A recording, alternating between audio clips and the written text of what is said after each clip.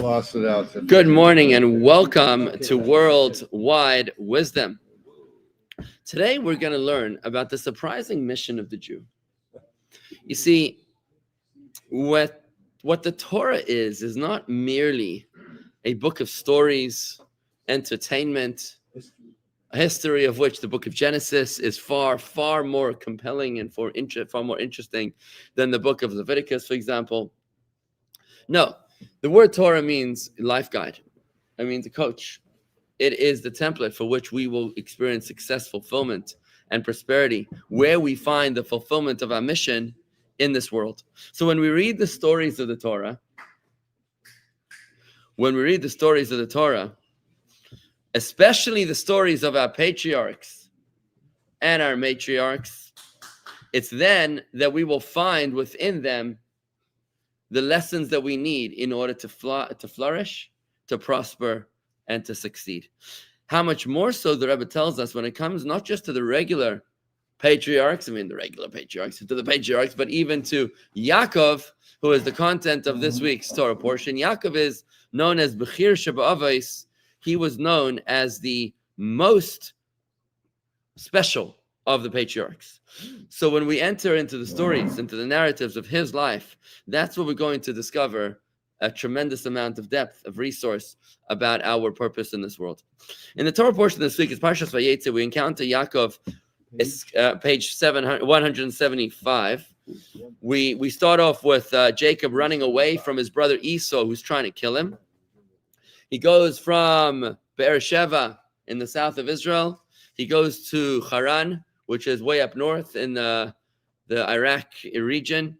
There he works for 20 years. He works for his father-in-law, not the nicest guy on earth. He meets his father-in-law Lavan. He marries his 4 daughters. That's 4 wives that Jacob has. It's quite a complicated love pentagon. Forget the love triangle. Yeah, love pentagon. A lot of marital issues going on in the Torah portion. And I can't imagine who the therapist of that marriage would have been. Wow, that would have been interesting, right? And then at the end of the portion, he returns back home. He's making his way back home with his 4 wives and now 11 children. The 12th was not yet born. We can learn volumes about our life, about our purpose in this world from this Parsha, Vayetzei. And it's so counterintuitive. How many of us live our lives just wanting to experience tranquility, just wanting to find peace? But folks, today we're going to have to burst that bubble, because that is not what it's all about. Let's analyze what happens here. I want you to take a look at what happens at the beginning of today's Torah portion. Parshas Vayetzei on page 175. Jacob left Beersheba and he went to Haran. He came upon the place, Mount Moriah. He spent the night there because the sun had set. He took some of the stones of the place and he placed them around his body and his head. And he laid down in that place to sleep. He had a dream. He beheld a ladder standing firmly on the ground, its top reaching upwards to the heavens. The angels of God were ascending and descending. And behold, God was standing over him, and he said, I am God, God of Abraham, your forebear, and God of Isaac. That's his dad. I will give you the land upon which you are lying, to you and your descendants. Your descendants will be as numerous as the dust of the earth. It's interesting. It doesn't say as numerous in the original text. It just says as the dust of the earth. You know, Maimonides explains what that means. To be your descendants will be like the dust of the earth. You know what it means? Your descendants. It's amazing parish from the Rambam. The Rambam says that just like the soil, everybody tramples over it. Everybody abuses the soil. Mm-hmm. But ultimately, the soil buries all of its abusers. So too are the Jewish people. That's the blessing, says Rambam. Anti-Semitism will drive you bananas. Every nation in the world will trample and tread on you. You will be like the sands of the earth, but like the sand that ultimately buries all of its abusers, the Jewish people will ultimately triumph over all of the anti-Semites. The one thing that is consistent about anti-Semitism throughout all of history, anti-Semites never fail to fail. Never in the history of the world have anti-Semites succeeded. They always rise, they rear their ugly head, they try, but they always inevitably fail. Yes, what's your question, Menachem? What are you saying, dust or sand? That really matters. Does it really matter? Dust. It says afar. Dust. Afar means actually, avak is dust. Oh. Afar is earth. Oh. How will you translate afar, Abba? Dust or earth? Avak is dust. Avak is dust. Earth. That's earth. That's the question. Is it earth or is it dust? Soil. Afar is soil. Afer is ash. And avak is dust. Why they translate dust? That's why you can't rely on a translation, by the way. This is the reason why you cannot rely on a translation. I mean, something as fundamental as what I just explained in the interpretation of Maimonides. I mean, you can't pick that up in a translation, right? But it's a good catch. Anyways, the dream continues. Your descendants will be as the dust of the earth, and you will spread out powerfully to the west, to the east, to the north, and to South Florida. Doesn't say that in the text, but yeah. That's what they meant. Yeah. And all your families on earth will be blessed through you and through your descendants. Behold, this is a pretty cool dream, by the way. Right? Behold, I am with you. Wow. Imagine God says, listen, I'm with you. Right? Imagine you're about to embark on a massive campaign, a massive project. Imagine you're about to erect a $25 million building. Imagine. Right? Imagine you're about to do that, right? And it's actually real. Imagine if somebody wants to build a skyscraper, right? And he's like, oh, intimidated, a little lacking in self-confidence. And God comes to him in a dream and he says, I'm with you. You're not alone. Right? I will protect you wherever you go, and I will bring you back to this land, for I will not neglect you until I fulfilled what I promised Abraham concerning you. Over the page. Wow. That's pretty cool. So Jacob awoke from his sleep, and he said, God is truly present in this place, yet I was not aware of it. That's a nice observation. You know what Pharaoh did when he had a dream? You know what Pharaoh did when he had a dream about the 7 cows, fat cows, 10 cows? Brought in Joseph together. Not so fast. He woke up. He realized that he had some divine revelation, and then you know what he did? He went straight back to sleep. And he had a second dream. That's a Pharaoh, right? That's Pharaoh. Here we're talking about Jacob. Jacob was like, whoa, he's in awe. And he says he became afraid. Now the word is afraid. I don't know about the word afraid. I would say the word awe. Vayira means awe. I think it's a bad translation, my personal opinion. He became in awe, and he said, how awesome is this place? This is none other than the house of God. This is the gateway to heaven. Many shuls on the ark there, right? These words, this is nothing else other than the house of God and the gateway to heaven. Jacob rose early in the morning, took the stone. Okay, now that was the first thing I wanted to share with you. Let's contrast this with a revelation that he has upon his return. Let's take a look at the very end of the parsha, page 199, at the very, very end of the parsha, when Jacob is coming back from his 20 years of struggle, trauma, and suffering in the house of his father-in-law. Let's take a very look at the very end of the parsha, 199, bottom of the page. We can read the maftir. Lavan arose early in the morning. They finally struck a deal. He kissed his sons and daughters and blessed them. Then Lavan left and returned home. Jacob continued on his way, and angels of God went out to greet him. When Jacob saw them, he said, this is God's encampment, and he named that place Machanaim, and thus ends the parsha. Now the Zohar makes an amazing observation. The Zohar makes an extraordinary observation. When he goes out of the land of Israel, is he more holy or less holy? More holy. Of course he's more holy. When he comes back from 20 years in the diaspora, in the house of his wicked scoundrel father-in-law, whose name was Lavan ha-Arami. Lavan the Arami, and the word Arami and Arami has the same letters as Ramai, which means a liar, a swindler. Now when he's coming back 20 years in the house of cheating and lying, the house of changing the deal, you would think he's more holy or less holy? Less holy. You think he's less holy. Yet the Zohar points out that when he leaves the land of Israel, what kind of divine revelation does he experience? Only in a dream. He has to fall asleep, to lose consciousness, because he's not able to receive the angels in a state of being awake. Remember, Abraham sees angels when he's awake. Moses talks to God when he's awake. It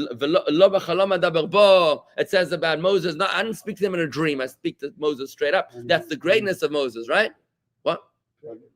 Mouth to mouth, God says, I speak to him. Not in a vision and not in a metaphor. It was straight up, face to face, right? It's an amazing medrash. Rashi is amazing. Rashi. It says that during the plague of Korach, there was a plague going on, and they brought the Ketores. It was a plague. The plague. The angel of death was killing the people of the tribe of Korach, the followers of Korach. And Aaron, the brother of Moses, comes up with a Ketores, with the incense, by Moses' command. So he brings the incense and he confronts the angel of death. It's known the incense is that which stops the angel of death. It's known. So he confronts the angel of death, and Aaron says to him, that's it. No fly zone for you. You can't keep on going. So the angel of death is very upset. He says, you come sent by Moses. I'm sent by God. Says the angel of death to Aaron, the words of the teacher and conflicting with the words of the student. Who should I listen to? Student. What? No. Why? The teacher. So Aaron's response is unbelievable. It's quoted in Rashi. He says, well, good point. God and Moses are standing right there. Let's go over and ask them. Can you imagine? God and Moses, they're like right over there. Right? This is the degree of Moses. When Yaakov leaves the land of the Israel, Beersheba, the holiness of the land, the house of Isaac, there God reveals himself to him in a dream. Right? He had to get to a holy place. He had to go to Mount Moriah to come to the revelation, and that appeared to him only in a vision. However, when he returns, they're coming to him. He doesn't have to go to them. They're coming to him, and it's not in a state of unconscious, subconscious. It's in a state of awake.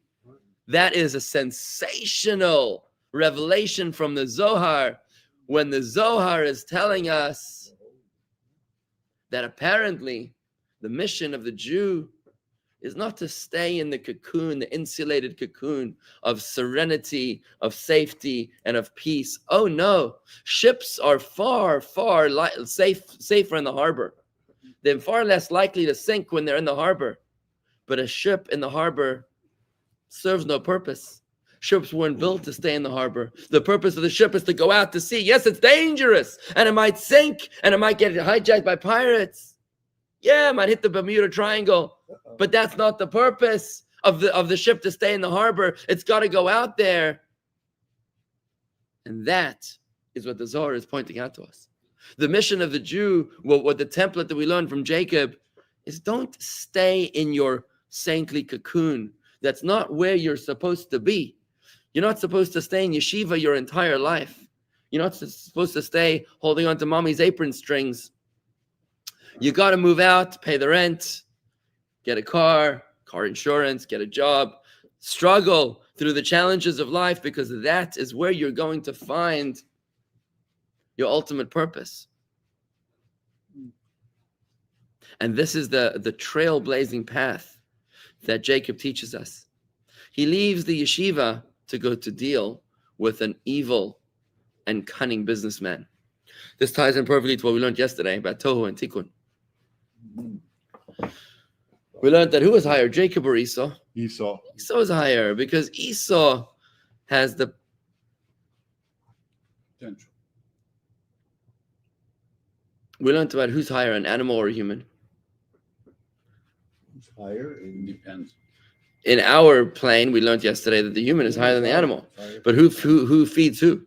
Who nourishes who? The animal nourishes us. We become strong when we eat our vegetables, right? All right, it's the animal kingdom that supports us, right? Popeye the Sailor Man, right? You got to eat your spinach, right? When you eat your spinach, that's where you get your muscles, right? We are sustained by the lower, because the lower you are, the higher you originate from. That's the power of Tikkun, of Tohu, of Tikkun. And this is what it means. Staying in your insulated cocoon, the tent of Torah, is Tikkun. It's a very healthy, nice, easy place. No challenges. But venturing out from the yeshiva to Wall Street and to Main Street and to the halls of the United Nations and trying to figure it out, that's where you're going to experience the purpose for which you were placed into this world. Now, what's interesting is that Jacob goes out there, and it says that in his negotiations with his father-in-law at the end of the parsha, he says, the beginning of the parsha, it says, "Vayishkav b'makom ahu," and he laid to sleep in that place. What does it mean he laid to sleep in that place? The Medrash says here he slept. He got a good night's rest. At the Bethel, the beginning, yeah. But the next 14 years he didn't sleep. You know why he didn't sleep? Because he was in the yeshiva of Aver.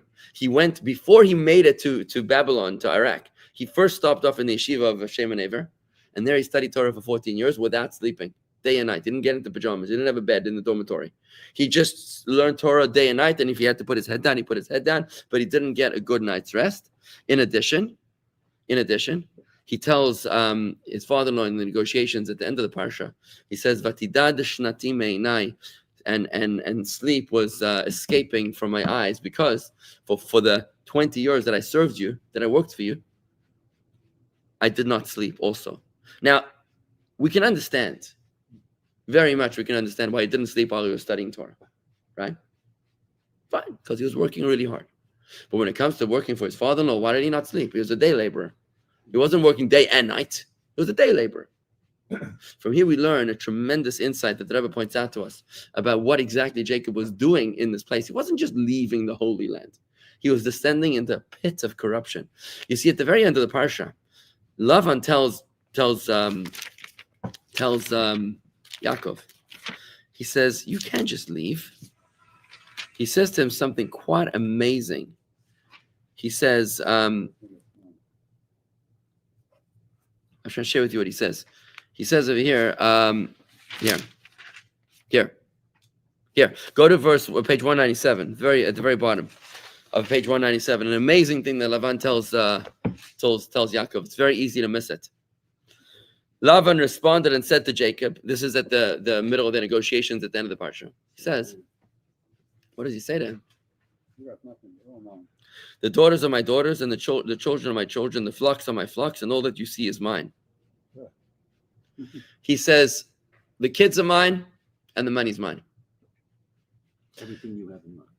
What Jacob is up against when he's in the house of Lavan, he's up against a guy who wants just two things from him. I just want, when you go out to South Africa, to Palm Beach Gardens, when you leave the cocoon of New York City, 770, Jerusalem, and you go out on shlichus, right? You know what you're going to have to engage with? You're going to have to engage with a culture that they want two things from you. The education of your kids. The sons are my sons, the daughters are my daughters. And the flocks are my flocks. The money is mine. They want control over your business endeavors, and they want control over the education of your kids. In other words, you want to be an oisvarf. You want to be like a weirdo. You want to be a weirdo that's like engaged in spiritual matters, fine. But don't corrupt the next generation.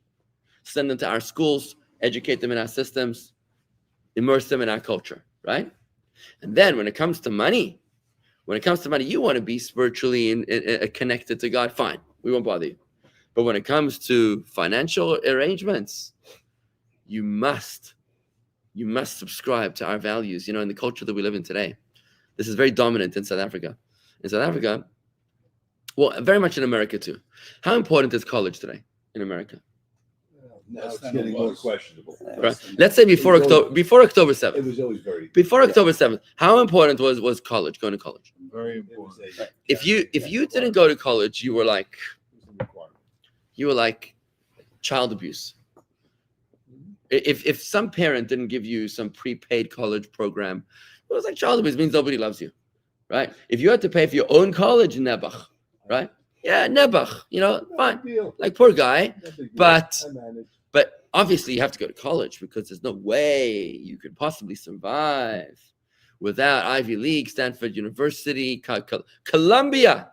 Columbia is the bastion of morality. NYU. Ethics, right? Integrity, values. You can't possibly be a mensch if you don't go to college and university. This is what Lavan is telling Yaakov. He's like, Hatson Soni, the flock is mine. The money that you got, all on my terms. You cannot possibly make money if you don't go to college, right? This is the place that Jacob was immersed in, and that's why, of course, now after October 7th, we've learned that all the buildings that carry our family names. Our parents gave $10 million to name the Goldberg Hall, and that's which is having the Students for Justice in Hamas, Palestine. Right, the pro-Hamas rally is happening in the Goldstein Hall. What the Arabs gave to build buildings. Oh, because Qatar gave They gave way more. 4 more zeros, right? Exactly. Okay, so where am I going with this, folks? This is why the Rebbe explains. This is why the Rebbe explains why Yaakov couldn't sleep. He couldn't sleep when he was studying Torah for 14 years on the way to Haran. He couldn't sleep because he needed to prepare himself spiritually. But he couldn't sleep when he was already there because he needed to be on constant vigil to protect himself, his wives, and his children from the corrupting influence of his father-in-law, Lavan Arami. Arami, remember, Aramean has the same letters as Ramai, which means scoundrel or wicked. And that's why Jacob answers him. He says in this negotiation, Avadaticha 14 shana, I worked 14 years for you, Bishtei benotecha, for your 2 daughters, B'shei shanim betzonecha, and 6 years with your flock. What he was trying to say, he wasn't just giving him a profit and loss statement. He wasn't just giving him an invoice saying, I've worked 14 years for your daughters and 6 years for the flock. He was saying why I worked. I worked so hard without even sleeping because I was in constant vigilance, because my point was to protect the children from your corrupted education values. And I protected the flock, the management of the business, from your corrupted values on education. Yes, Mordechai, what's your question? Wasn't Yaakov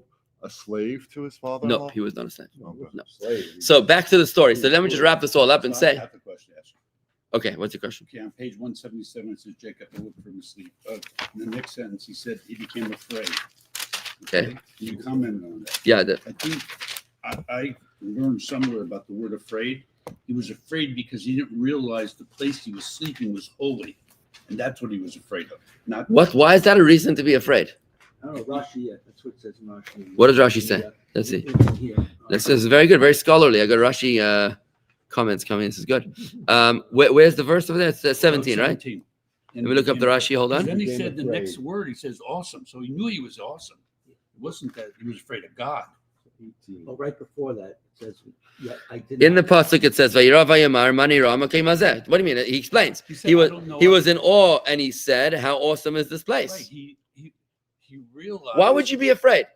What's the reason to be afraid of? What is he afraid? I think he was afraid because it was a holy place and he was sleeping there. Why is that a reason to be afraid? Well, Rashi says, paragraph My father says before- something. Hold on. I'll tell you something about it. I'll read it in Hebrew only. This is very powerful. Verse 17. ויקץ יעקב משנתו ביום, אכן יש השם במקום הזה ואנוכי. לא ידעתי. Okay, he's shifting the punctuation. He saw now what's happening in heaven. He saw that the throne of Hashem has got 4 legs. It's got an image of an eagle, an image of an ox, and I'm turning the computer. also an image of a human being. Who is the human being that is there? That's Yaakov's image. Yaakov's image. So there's 4 steps. There's 4 corners to the throne of God, Yes, and one of them is the image of a human. but he said that when you read it like that, not in the tropes, but you read it, "Ve'anoch," and I'm also on this throne. לא ידעתי, I never knew that. If that's the case, מה נורא המקום הזה? How fearful is this place? Fearful. מה נורא? How awesome. Awesome. How awesome is this It's not place? fearful. It's How really more awesome, yeah, awesome. So I think my father's supporting what I'm saying. Yeah, He's saying yeah. when he realized How- that how he holy. actually has a space, he has a place in the throne of God. I think he was like blown away, right? Interesting. So look, I just want to say to you, this is consistent with my position that I don't believe that a person has to be afraid of God, and I don't believe that you have to be afraid of your parents, right? There's kabedet avi, there's mora av va'em, and there's kibud av va'em. You're supposed to honor your parents, and you're supposed to respect your parents. Now, some people translate the same word. They translate the word as a fearing. Am I supposed to be scared of my dad? What am I supposed to be scared of? That's going to hit me over the head with a baseball bat? I mean, that you got other problems, right? If that's what you're worried about. It's not fear, it's respect. It's respect. He was in awe. It shows up in the sitter too, and I always read that as awe, not fear. Exactly. You should read it as well. It's very, very off-putting to say that God wants us to be afraid of him. Because in English, we understand the meaning of these words. Respect is a very nice word, but fearful, like, imagine if I got up on the podium and I said, everybody here should be afraid of me. Like, what? Like, who talks like this? Like, it's ridiculous, right? Anyways, I just want to finish up with one point. How does Jacob manage to succeed in the faraway land? We learned that the mission of a Jew is to go into the place of corruption, and that's where you're going to experience your destiny. Remember, Vayetzei is the name of the parsha, and he went out. The point is not to stay home in the safe space in the harbor. The point is to go out, Vayetzei. That's what you're supposed to do, right? And that's where he experienced his spiritual elevation. Remember, in the land of Israel, he was an individual. He comes back from Iraq with an entire family. He's got a nation that he's built already. And he's an extremely wealthy man. Where does he become wealthy and successful? With health, wealth, family, nachas, success. Where does he find all of that? That all happens when he goes out on shlichus, when he goes to his mission, not when he stays home in Bnei Brak, stays home in the house that he grew up in. He's got to leave. He's got to go out of the comforts of his original home, and he's got to find a place. But in order to be able to succeed against the dangers, the hurricanes, the spiritual hurricanes of the place that he goes to, he had to have three preparations. Number one, he had to make sure that he was immersed in holiness. He's coming from the land of Israel.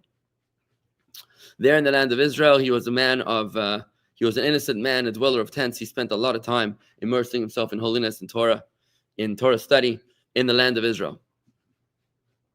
He was in the height of holiness. In other words, you can't just say, okay, I'm ready. No. You gotta marinate for like a little while. And I give an example of that.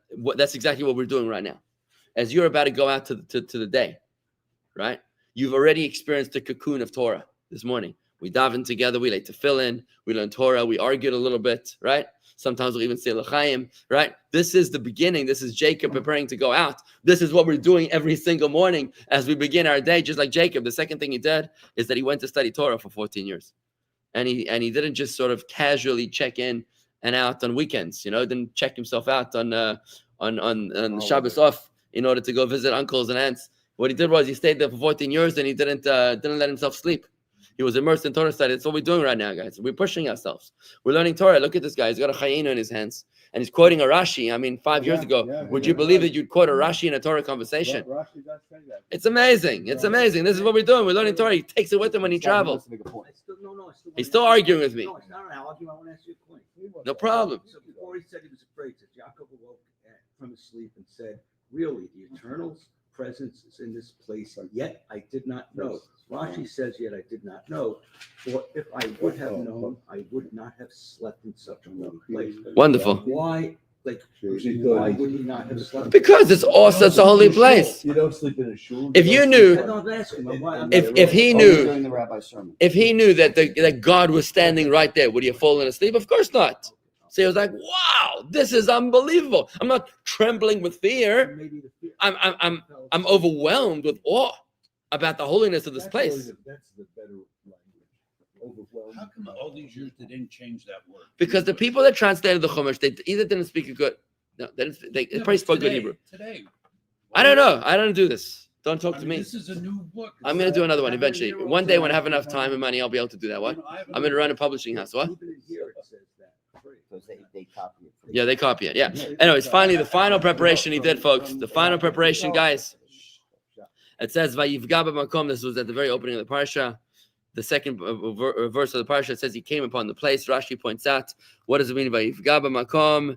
And means loshin tefillah, that he prayed. In other words, Jacob was the first one to daven Ma'ariv, right? It was nighttime. He was the first one to daven Ma'ariv. Abraham started the prayer of Shachris. Yitzchak started Mincha, and Yaakov started Ma'ariv. You know why Yaakov started Ma'ariv? The evening prayer. This he had 4 wives. He had 12 kids. You know what I mean? How are you gonna survive? You have to check out once in a while at nighttime. You know what I mean? That's all. Okay. So Yaakov starts the evening prayer. From here we learn this is how he prepares himself with prayer, with Torah, with immersion. And when a Jew does this, kind of preparation, when number one, he knows what his purpose is in this world is. Number two, he prepares himself properly to confront the forces of darkness. Instead of complaining and kvetching, God, why is life so hard? That's not what you're supposed to say. It's hard? Good. That means you're on the mission. It's like the soldier in Gaza who he calls his commander and he says, they're shooting at me. That's why you're there. Knock them out. Don't complain. Don't look for a therapist. Shoot them back. That's what you're supposed to do, right? That's what a Jew is. When you understand what your mission in this world is and you prepare yourself properly, that's when you experience what the Torah tells us. And the man was prosperous exceedingly. He experiences divine revelations and success in his materials endeavors, to the point that when he returns home, he experiences the revelation of God coming to him, not that he has to go to God. And the angels are vayifgeu bo malachei Elokim, and the angels seek him out. Shalom, and have a great day. Yeah. On page 175. Yeah. In the promise and the blessing that God gives Jacob, he says to him, I'm going to protect you. Yeah. But in the Porsche, we find that Jacob's a little worried about that protection. He doesn't trust God. Why? Where was he worried? What did he say he was worried? He wasn't worried. Well, with Laban, He made a deal at the very beginning. He made a deal and he knew that God was going to protect him. well, that's my point. My point is, Where did you see that he's afraid? You know, there is one part that he's afraid. There is one part, and that's beginning of next week's parsha. Beginning of next week's parsha. You are correct. Well, no, but even in this one, Page 202. sentences 20 and 21. After God made him the promise, he says, Jacob made a vow saying, if God will be with me and will protect me on my journey. And That was the deal. He made a deal. No. No. What God do said, you "I'm mean gonna if? He protect just you." told you. This was God that just told you. You're saying, well, if he's going to do all this, then okay. Why do you say There's if? Why do you say no if? The word if means when in Hebrew. I'll tell you what it Means when. The Midrash says, that tells us very simple, that Yaakov said, I'm afraid Hashem give me the blessing, but if Chas v'sholem, I will do an avera, then what happens to him? He was worried that he's going to mess it up. that he did it. Right? You know, there's another interpretation. You could say, "Katointi mikol hachasadim mikol ha'emes." Next week's parsha it says, "I am humbled by all the kindnesses that God has done to me." In other words, he thought that maybe he finished his account. Yeah. Maybe he finished his account. And a third thing I want to tell you, and this is a big question that I have: Jacob's fear is the antithesis of bitachon. Next week's parsha, when you confronted Esau, it says he was afraid. That is the antithesis of bitachon. The Rebbe says that Jacob, in fact, was afraid of Esau when God had already promised that he would protect him. My interpretation of what happened over there is that Jacob was blazing the trail for the gate of trust, for Shari Bitachon. The tracht gut wird sein gut principle, think good and will be good, is something that we learned from Jacob's error. In other words, it didn't exist at that time. He opened the floodgates. He took down the damn walls to allow that principle to take root. Anyways, have a good day, everybody. Shalom and a happy Thanksgiving.